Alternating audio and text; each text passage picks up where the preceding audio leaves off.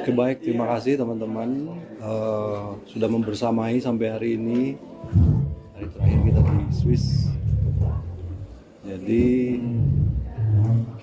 kemarin seperti kita ketahui bersama, Bapak Presiden hadir di Davos untuk menghadiri dua event yang kami kira cukup strategis. Yang pertama adalah penandatanganan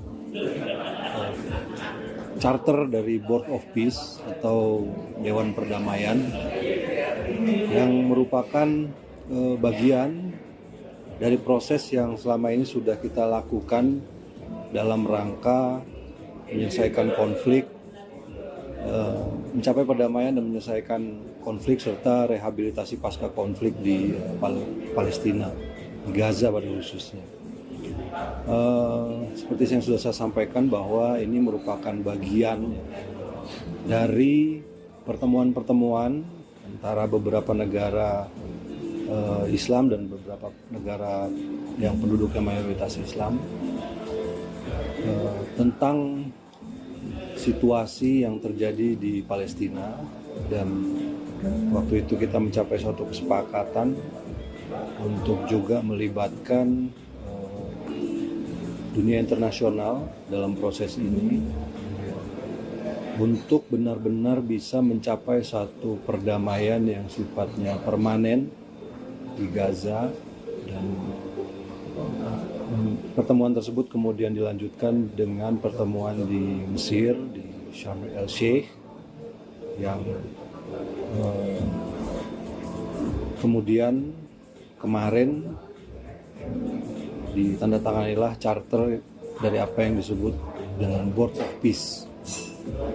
Sebenarnya Board of Peace ini merupakan suatu badan internasional, ya, sekarang resmi jadi badan internasional yang bertugas untuk memonitor administrasi, stabilisasi, dan juga upaya-upaya rehabilitasi di Gaza pada khususnya dan di Palestina.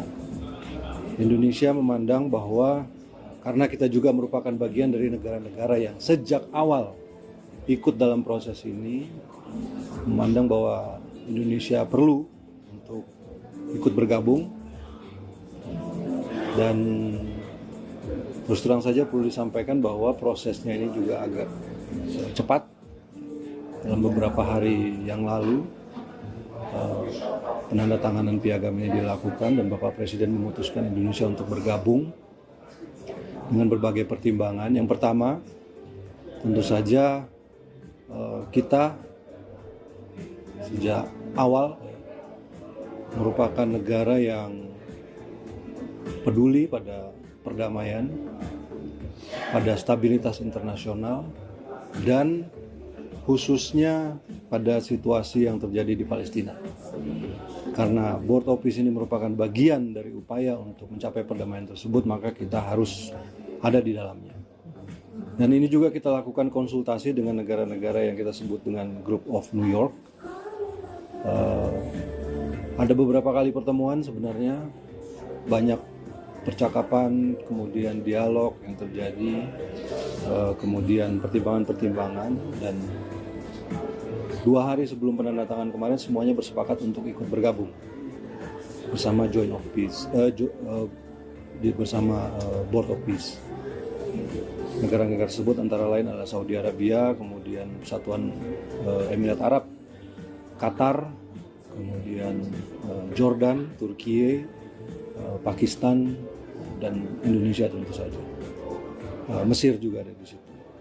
Jadi semuanya bersepakat.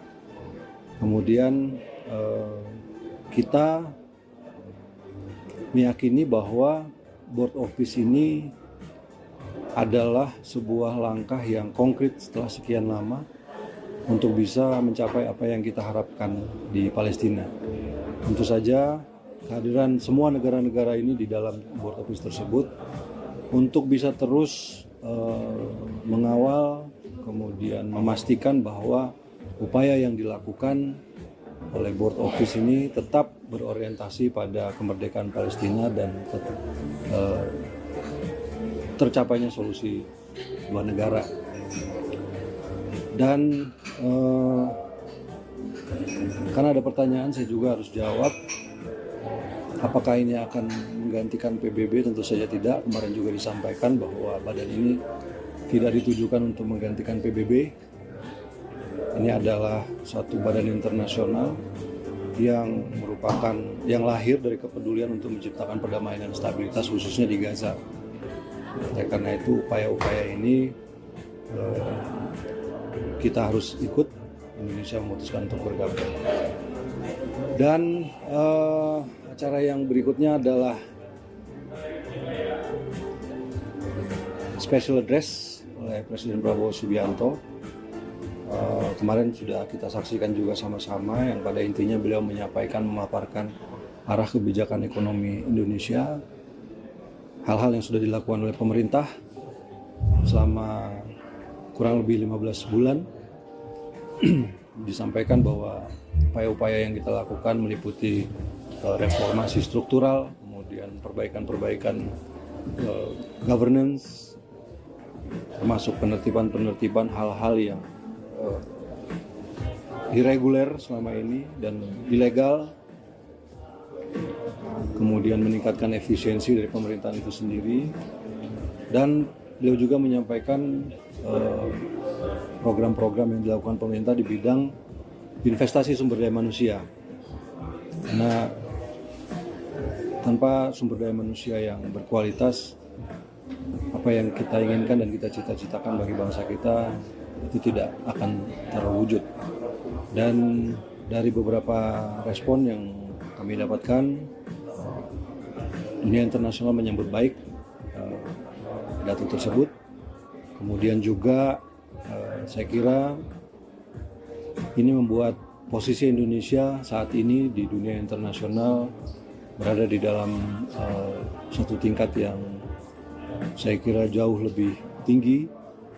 Kita ada bersama-sama dengan negara-negara lain yang dan menjadi negara yang diperhitungkan di dalam percaturan politik internasional.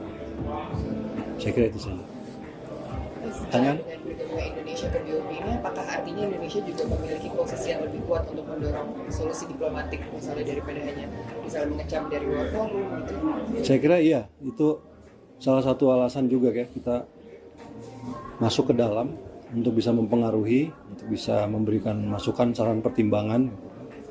Dan seperti saya sampaikan tadi, memastikan semua arahnya itu tercapai, kemerdekaan Palestina tercapai, kemudian solusi dua negara ini benar-benar bisa terwujud.